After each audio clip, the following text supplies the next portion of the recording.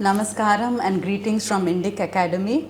On this auspicious day of RD Purnami, we are so privileged to have with us Ms. Jyotsna Padmanabhan.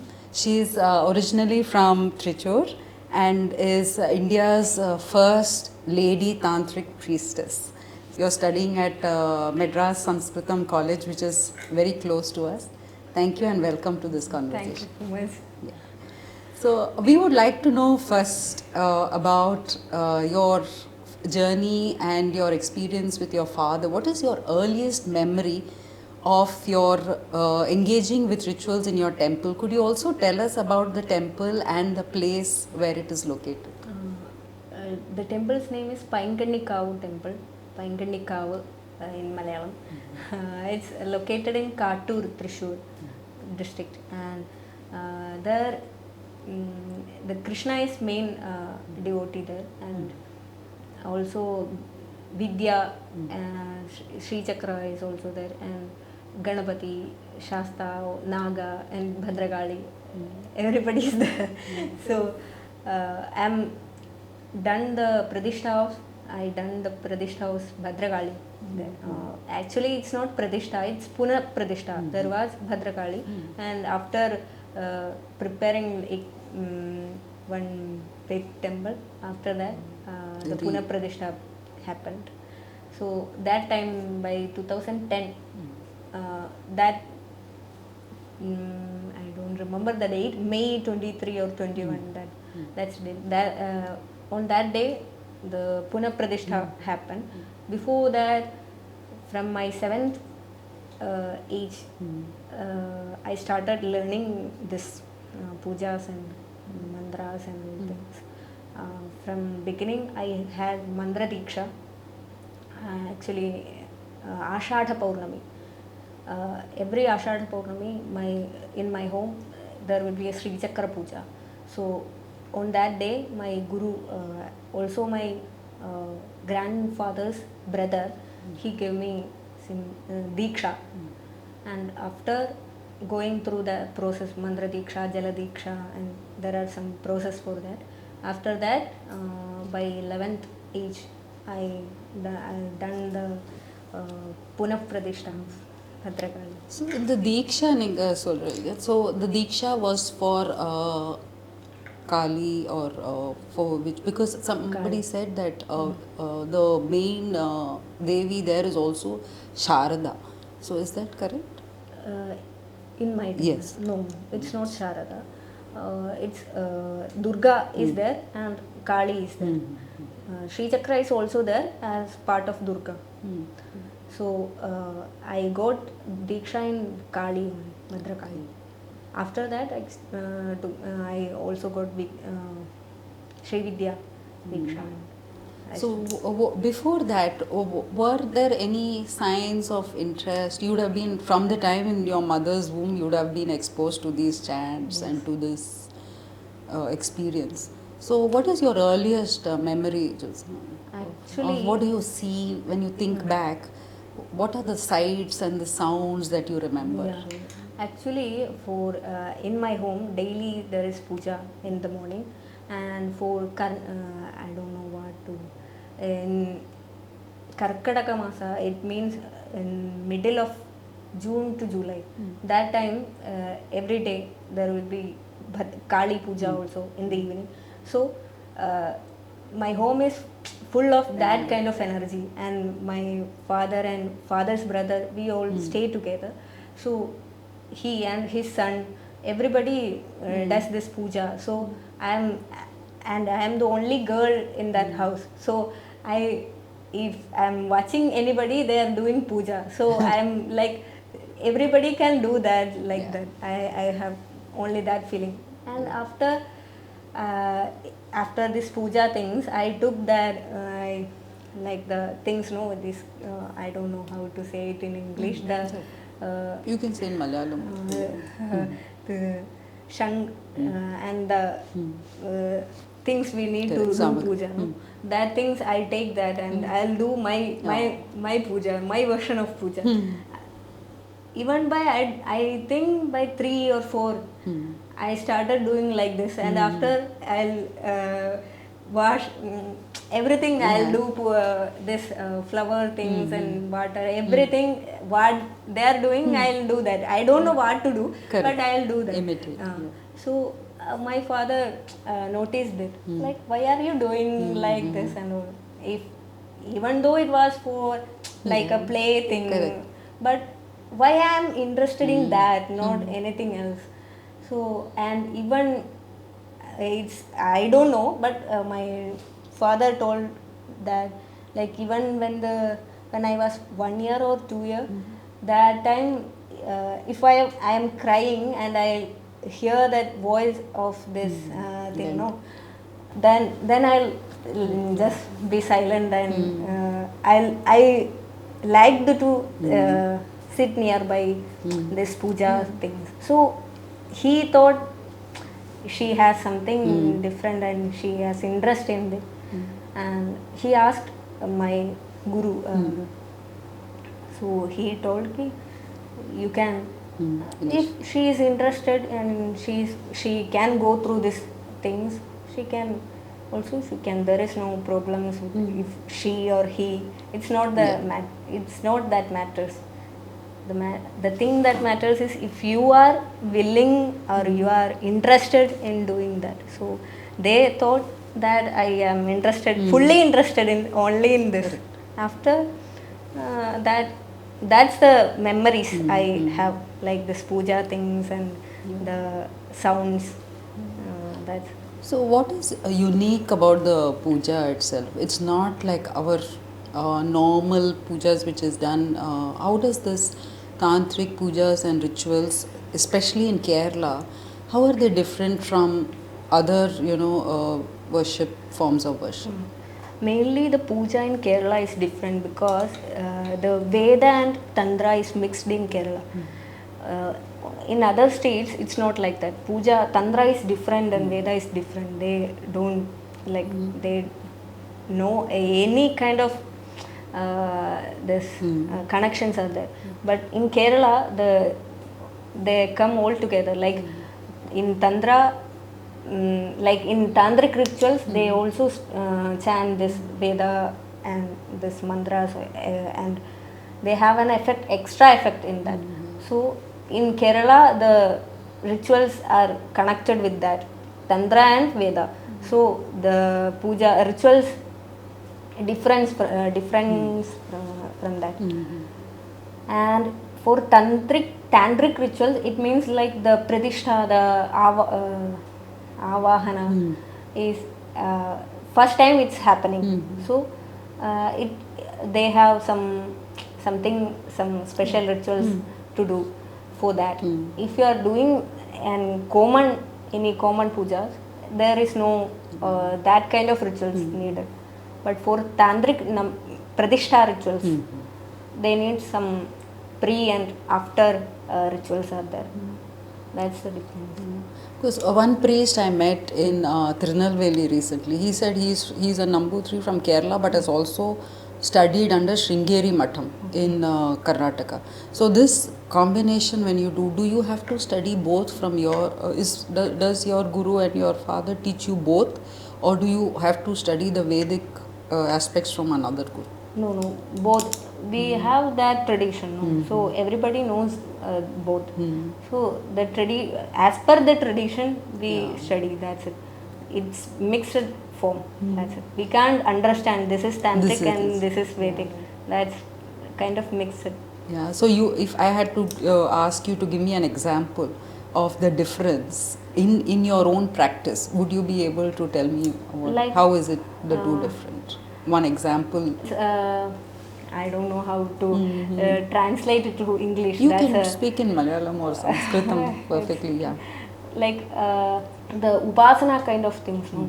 The Vedic upasana is different. Vedic upasana means it's a different thing, and its results are different. And for Tantra, its upasanas are mainly dependent on the spirit things.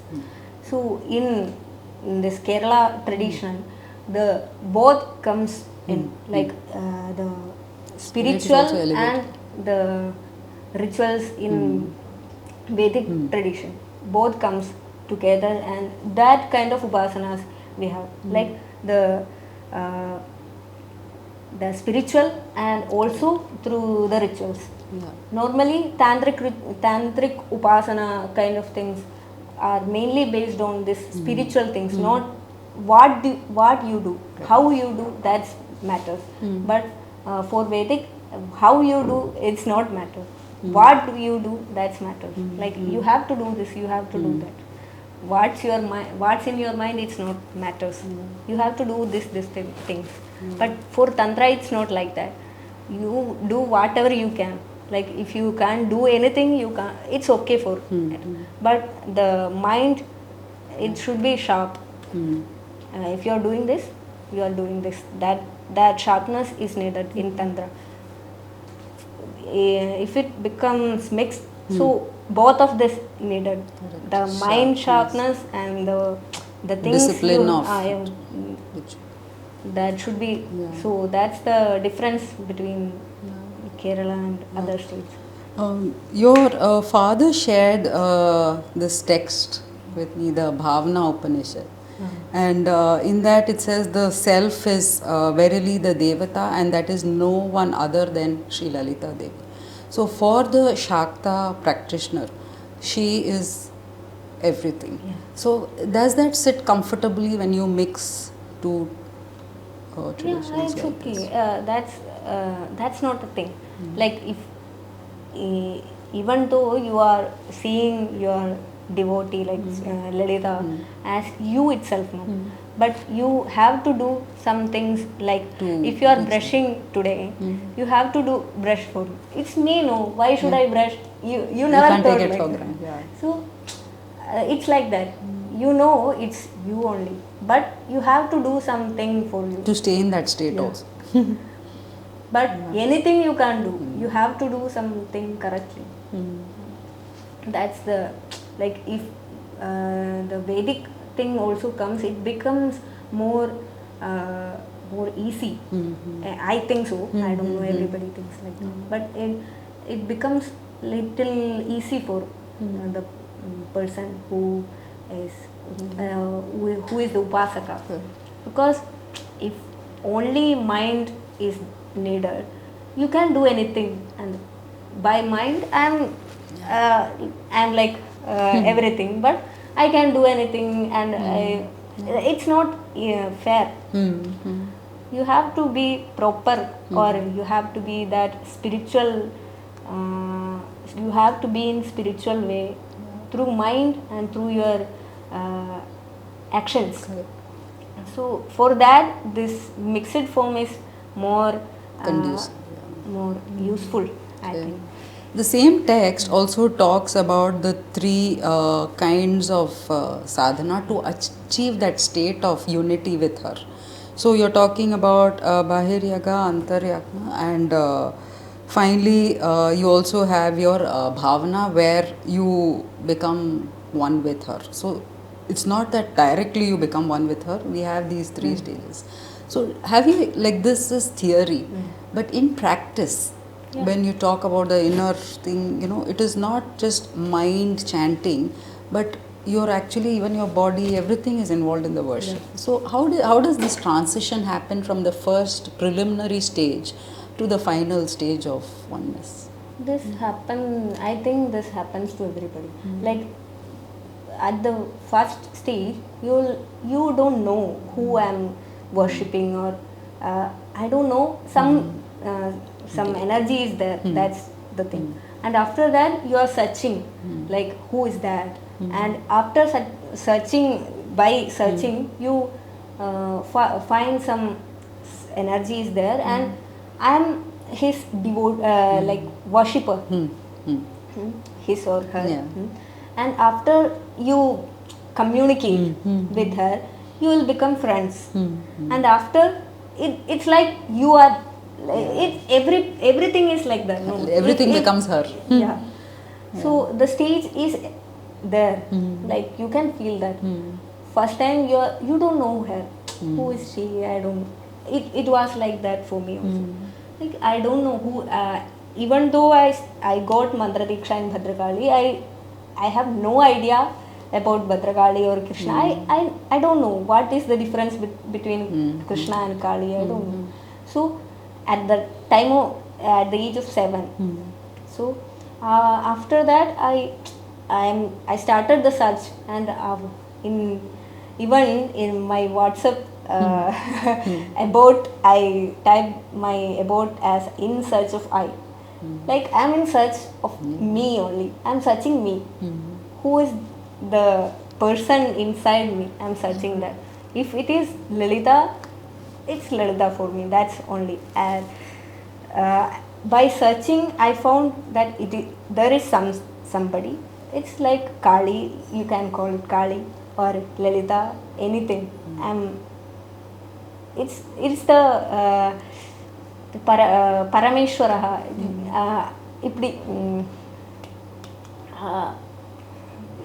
They call it Parameshwara in Sanskrit. Paramatma.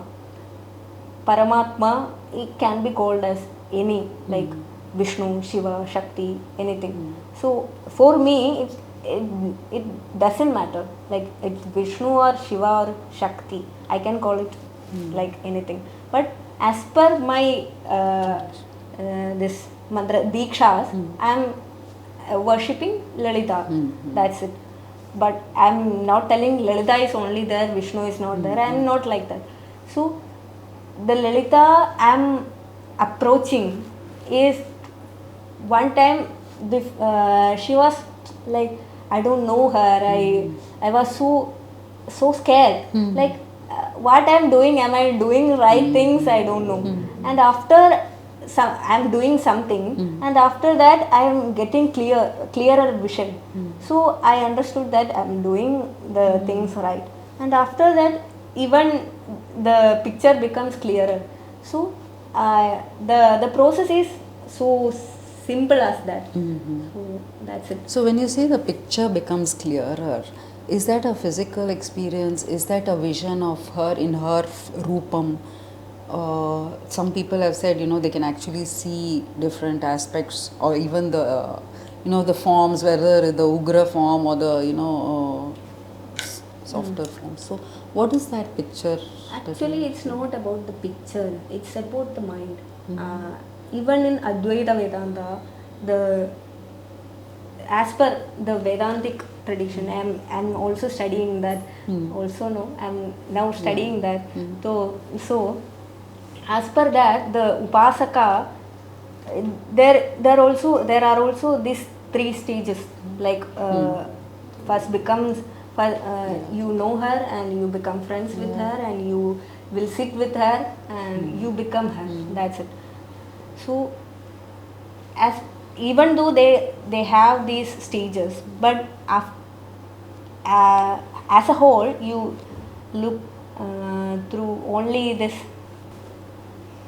There is no rupa or anything for the mind. Is like the mind is playing game with us, like the me thing. What is me? I don't know who I am, or what is me, what is happening with me. I don't know anything. The mind plays the game. So if the Paramatma or the Lalita or any Vishnu or anything, it's you only. So if the mind plays, you can find who I am or anything. So if you get the mind in the proper space or proper direction, you can see everything. It's not like she becomes this comes in front of you and gives this things and you can see anything. It's not like that.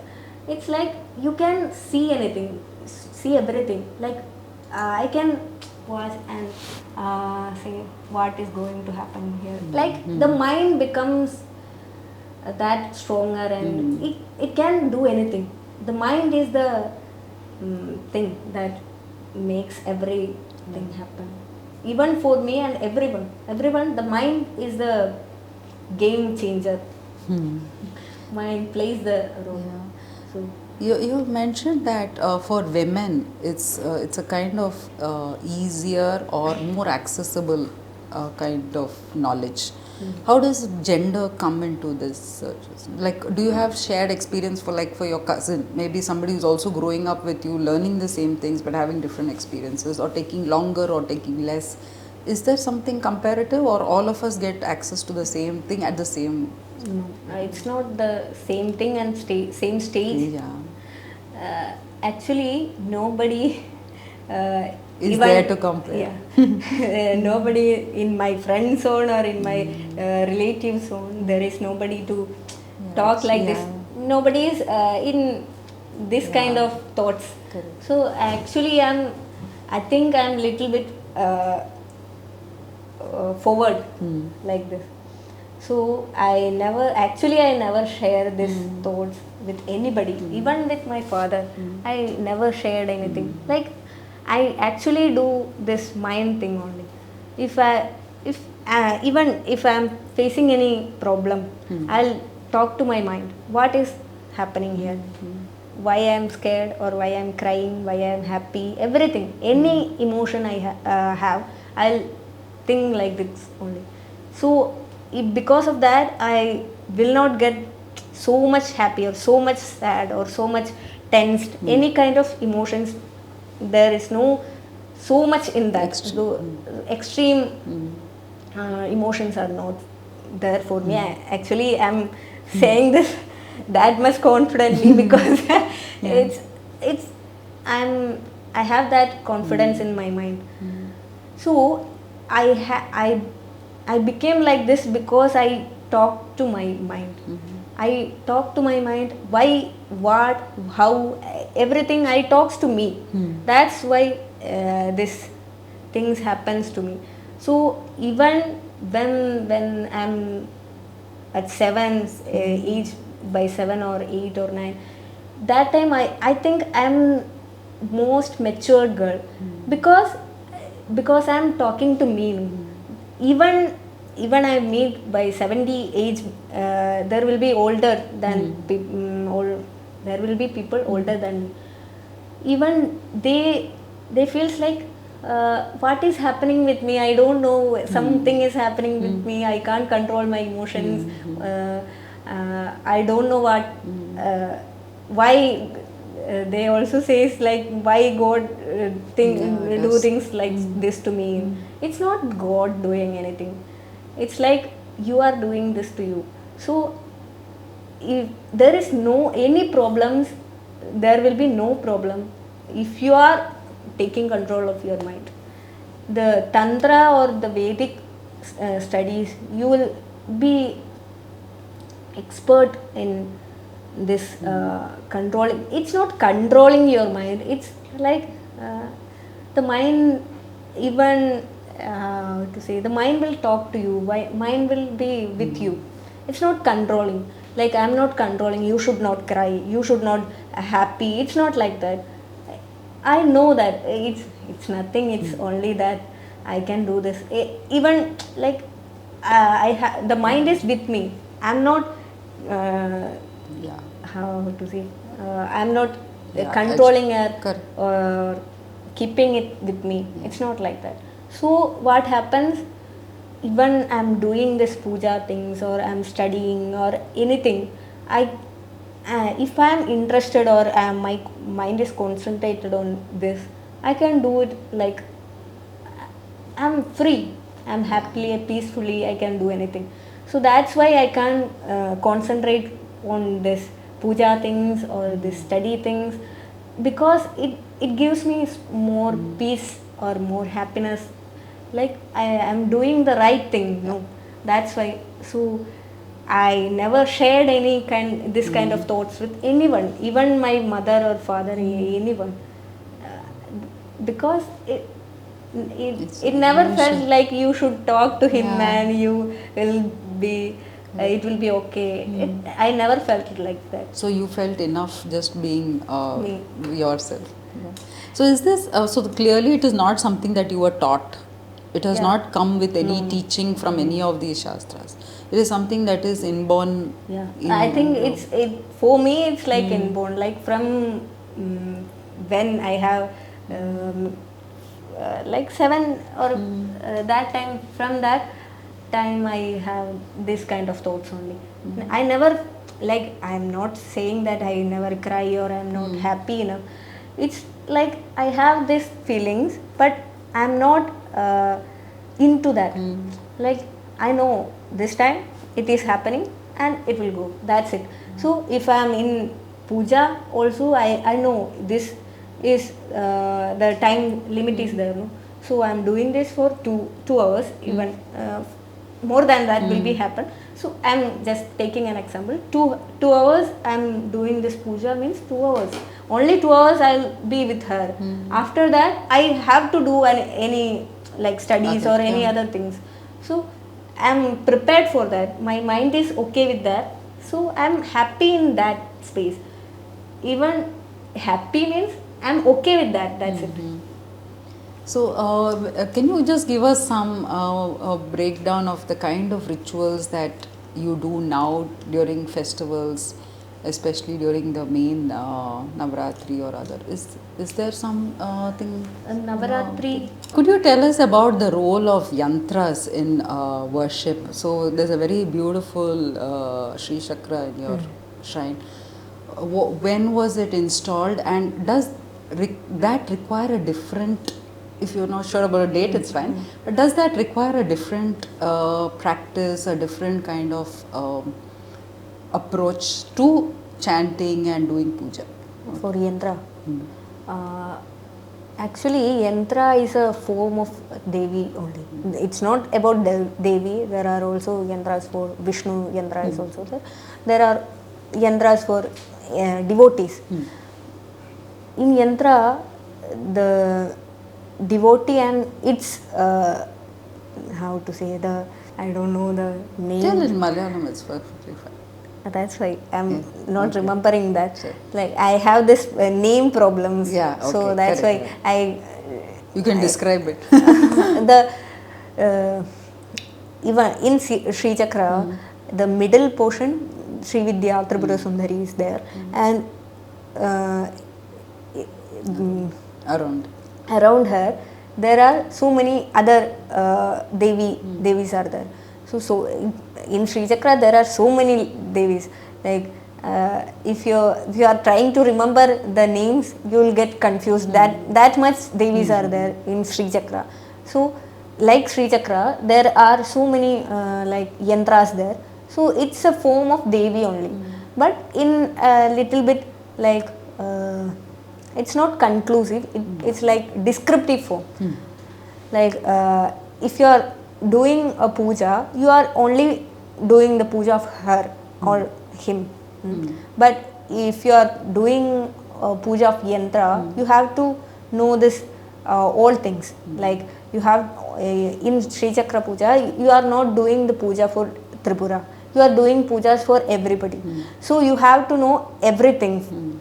So it's bit more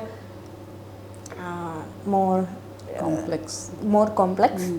And in Sri Chakra puja, in the temple, 2012 I think, the Meru Pratishtha was happened. So the Meru is the form of yantra. Everybody knows that. The yantra becomes a 3D model of yantra. So in the Meru, this same, the yantra is only Meru is yantra, you can say, same. So the puja of Sri Chakra is little bit more complex. Like even the Tripura puja is more complex. So if there's 7 there are so many Devis are there. So you have to do the worship per the Devis. So it's most complex, you can say that. So it's like that. So you have to know lot more, and you have to remember all that, and you have to be concentrated on every, like, you have to know every point of the thing. So it's complex, and if you have to do that, you should try some harder. Even I had like from the age of 7, I had this wish to do this Sri Chakra puja or study about her, but my dad told that it's not for you now. You have to know so many things more. It's not for you. So I thought, yeah, maybe someday I can. And after so many years, like 2020, I asked my guru that can I study this now, and he told that yeah. After by that time I was doing my MA in Kanchipuram. So he told that now you just go to Kanchipuram, this temple and Ekamparanathan temple, and you do this some things he told me, and you do that, and we'll think about that. That's it. So I thought, yeah, someday we can do that. And after 1 year at my home, normally my guru does this puja.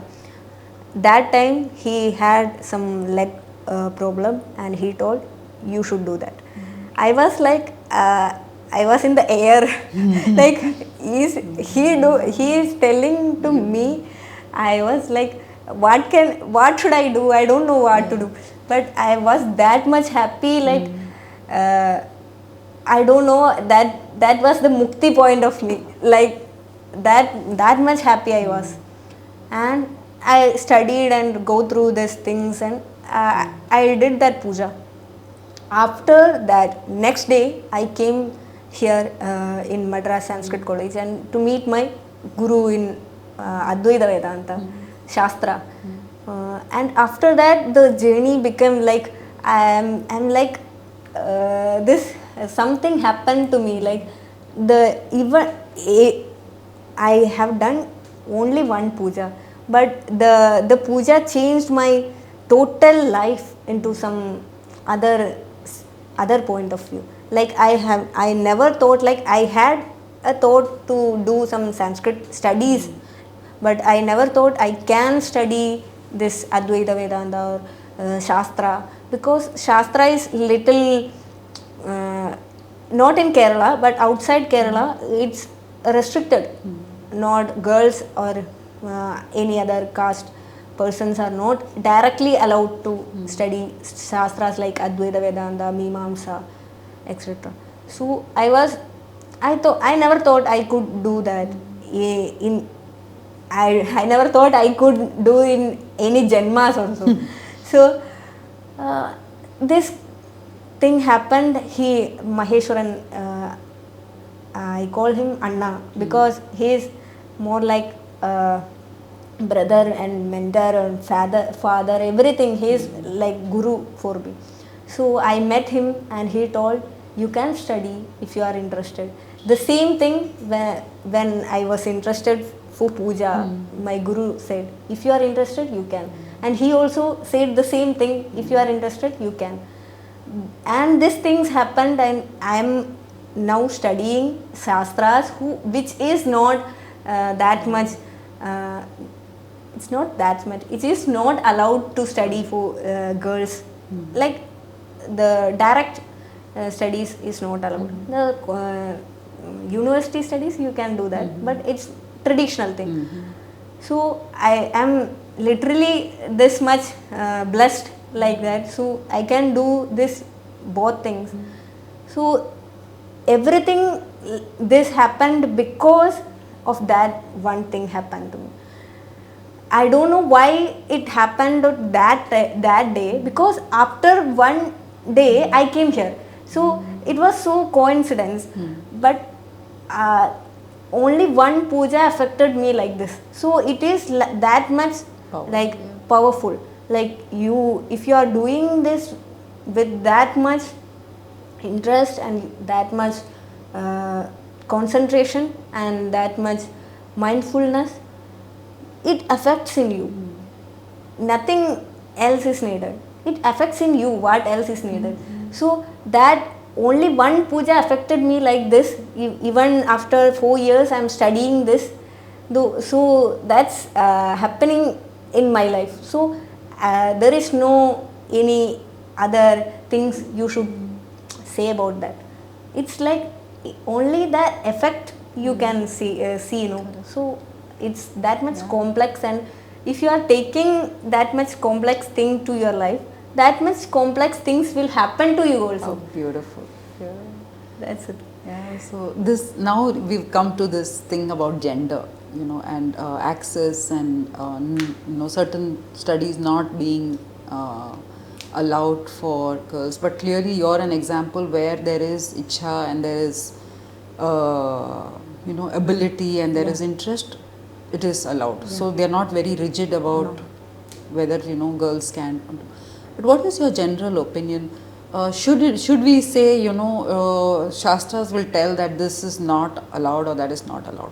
But should now, with modernity, there are talks about, you know, all the mathas coming together and revisiting these rules about gender. So of course acharyas will make the decisions. But should we have this kind of discussions about revising certain rules if women are showing interest and have the time and ability now to participate? Actually, for Tantra, there is no restriction for by gender. It's only upasaka in there. For Tantra, there is no restriction. But for Veda, there are restrictions. Like this caste restrictions are there, gender restrictions are there, and there are more restrictions like that. Like if you are not this yajnopavidam,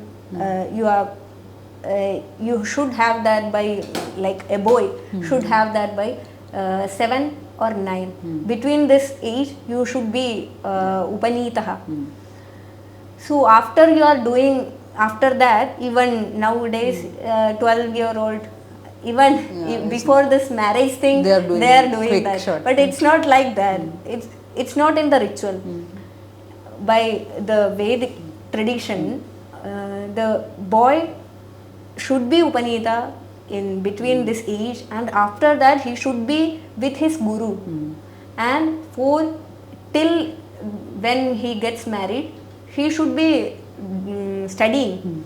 And the tradition is there, but nowadays nobody is following that. That's another thing. But there is some, it's not tradition, as it is the rule. You should do that. Otherwise there is no otherwise. It is nitya karma. Like Sandhya Vandana. The boy should do Sandhya Vandana in every Sandhyas. Nowadays boys do this by 2 Sandhyas, even 1 Sandhya, even by after doing so many days they will not do. Someday they will do. It's like that, but it's not that kind of ritual. You should do it every Sandhyas, and it is nitya karma. If you are not doing that, you have this effects for that. So there are rules, but nowadays nobody is following that. It is another thing. So there are rules, there are restrictions for boys, for girls, there are restrictions for caste, there are restrictions. But the thing is, there is no restrictions for, if you are this, you have that ichha, jijnasa, then you can study that. Even in Vedanta actually is not for girls or this caste things are there. But even if you have this jijnasa, you can study and you can do what you should do, like Shravana Manana, like that process is there. So there were restrictions, but as per this caste and gender thing, not by ichha. If you have ichha, you can do that. It's about this thing, like it's not about puja, or it's not about is yajnas. It's about the thing, what do you want to know, what do you want to achieve. That's the thing. If you are doing this puja or yajna, and doing it for some something like sorga or anything, kind of any small or big effects, that needs some adhikari bheda is there. You should know, you should not do that, you should do that, it's there. But for this jnana thing, there is no restrictions, there is no rules. You have ichha, you can, that's it. Even in Vedanta or in puja, in this tantra, it's that thing. And one more thing is that there is no such things that you, nowadays also, if you can do that, like you have that ability to do that, you can do that, that's it. Even for me, I never thought that I can study this Vedanta Shastra, or this I can do this puja, or I can study, or I can know about me. I never thought about that. But this thing happens and you just realize this is happening to me and this is happening to you. You can know, you can, like, you are getting that thing, that's it. Signal. Yeah. That's it. So there is no this thing for, if you are able for that, if you are wishing for that, the things will come to you, that's it. There is a quote, no, if you are wishing that thing, that by that much mind in that, the world will, the nature conspire will to give it to you. That's it. So it's a true thing. It will happen to you, and you will realize these things are happening to this thing. You can realize that. So if it's not about the gender or caste or anything, it's about you. Are you interested? Are you able? Are you ready to do? If even in this thing, I'm studying Advaita Vedanta, there are some restrictions for me. I know that, but the restrictions are not restricting me from studying. They are restricting me from some places or some people or something, but they are not restricting me from studying. And I'm able to know that, like, I can study shastras. That's it. I only need that. If you are willing, I have gender problem. This is not. This should not be happen to me. Why are these things happening to me? Is it because I am a lady or I am a woman? You should not think about that, because I am not here to, as per my viewpoint, I am not here to prove that I am a lady, I can do anything. It's not like that. For me, it's like I am here, I have some wishes, or I am able to do something, so I have to do that. That's it. I am not here to prove to somebody else. I am here, I can prove to me, like, I can do this, I can do these things for me, only for me. So there will be no such thoughts like this should not be happen to me because I am a woman. The thought itself is a problem. Okay. I think it's like it's my thought. Everybody different, they have different opinions, but it's my thought, and I am going through such areas. Like, there are no women even in my studies. I am the only girl studying there. Now it become there are other girls, but when I started studying, there was only me. And even in puja also, I was the only girl starting from. So when I'm started walking, this thing, like, I'm alone, and I don't want to think about this is not true, this should be happen, this should not happen. I'm happy that I'm going through this way. Like, it's I am blessed because of that, only because of that. Even there are so many other persons, not girl or boy, there is no thing. There are persons that they don't even know about these things. So I know about these things, I have interest in these things, I am able to do these things, and I am blessed that I am having these kind of gurus, and they are also willing to share their knowledge with me.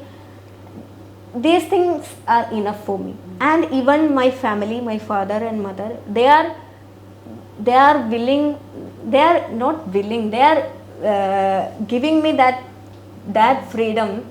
It's your life, you have your own wishes, your own abilities, you know about that, so you can do whatever you want. It's your life, you have to take the decision. In my life, I never ever asked any decision about my life to my father or mother. Even for I am studying here, even I am going to start study, I am started going here. Then I just called him, Maheshwaran sir, can I study here? That happened. I never asked my father or mother, should I go there and study there? Never. And till this time, my father never came here.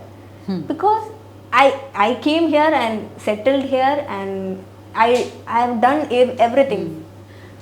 Because they know that, like, she is doing this and she is doing this proper way. So they are giving me that kind of freedom. So it's about that thing. You are that much confidence in you. If you are confident in you, there is no anything else is needed. That's it. When we talk about gender, Jyotsna ji, it's like we have in India, from south to north, we'll have two shrines which will be diametrically opposite in practice, because India is such a vast land. So one, you have Kamakhya, where she's menstruation is celebrated. One side you have shrines like Sabrimala, where there is a restriction because of the deity and the nature of worship. So in your own practice and in your studies, what has been your experience in terms of handling this? For doing this puja thing, it's restricted for that 7 days.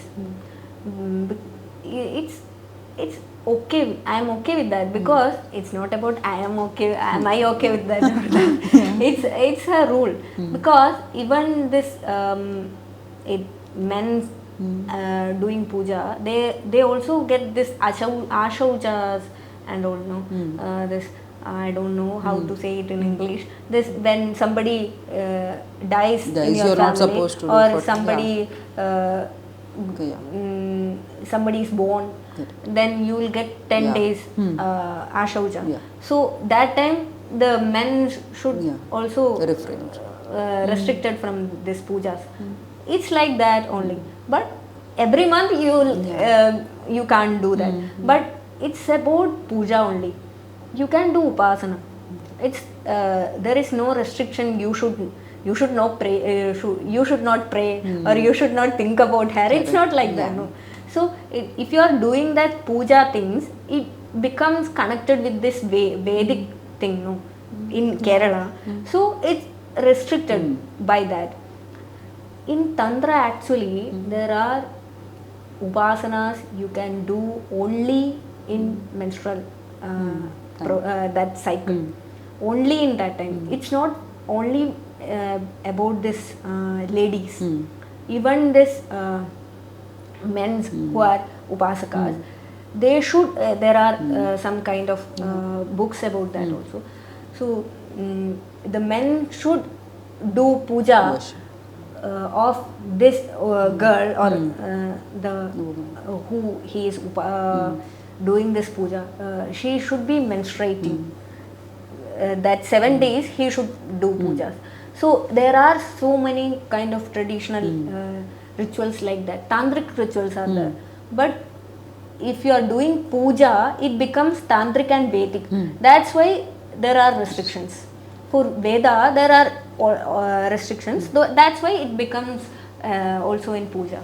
So in puja side, I have some restrictions for that. And Vedic, if Vedanta, I'm studying Vedanta, it's also part of Veda. So when I'm studying this Veda or Bhashya, like Rishi Granthas, so there is a restriction for that for some days, not for 7 days.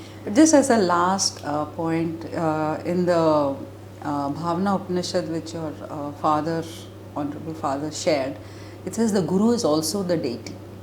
So as sadhakas, for us the Guru represents the divine till we are able to reach us. So tomorrow being Guru Purnima, would you like to tell us something about the role of Guru in all of these sadhanas that you have undertaken?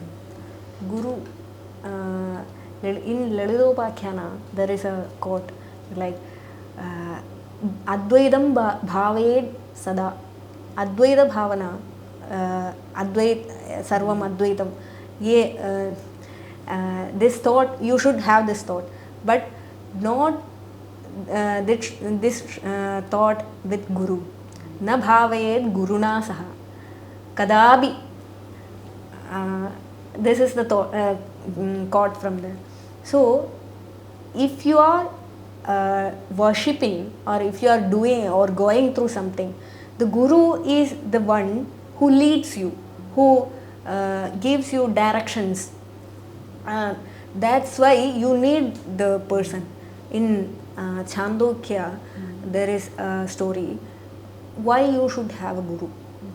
It's about some person is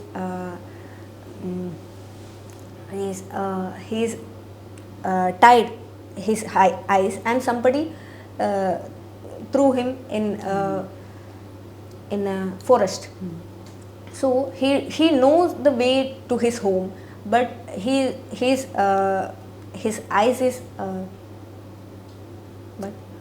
closed. Yeah. So he needs somebody who can direct him. So if after he removes the cloth, he doesn't know where should I go, because the directions he doesn't know this is west or north. He doesn't know. He is confused.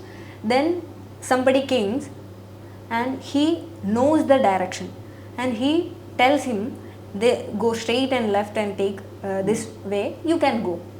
So this is the thing for what you need a Guru. Like Guru tells you the directions, where should you go, how should you go, that's it. The travel, you should do that. But you can, if he is the proper right Guru for you, the directions will lead you to the right, the destination you are wishing. So that is the thing with the Guru. So if you are not believing in him, you will not go through that way, no. So the direction, if you believe in him and the direction, the thoughts he is giving, or the directions he is giving, so you should believe in that. You should believe, as you believe in you should believe in also him. That's why it's telling that you should not think about Advaitam with Guru, because you should worship him. Like Guru is the one person who is giving direction to your destination. So you should never feel like yeah, he gave me this direction, now he is not needed. It's not like that. He is the, if he was not there, what should I do? Maybe I'll go back. Maybe I'll go front. But I don't know. Yeah. There are chances. So he is there. That's why I'm going through the direct. Thank you so much, Jyotsna, for this very engaging conversation. We are all transformed and totally mesmerized by you.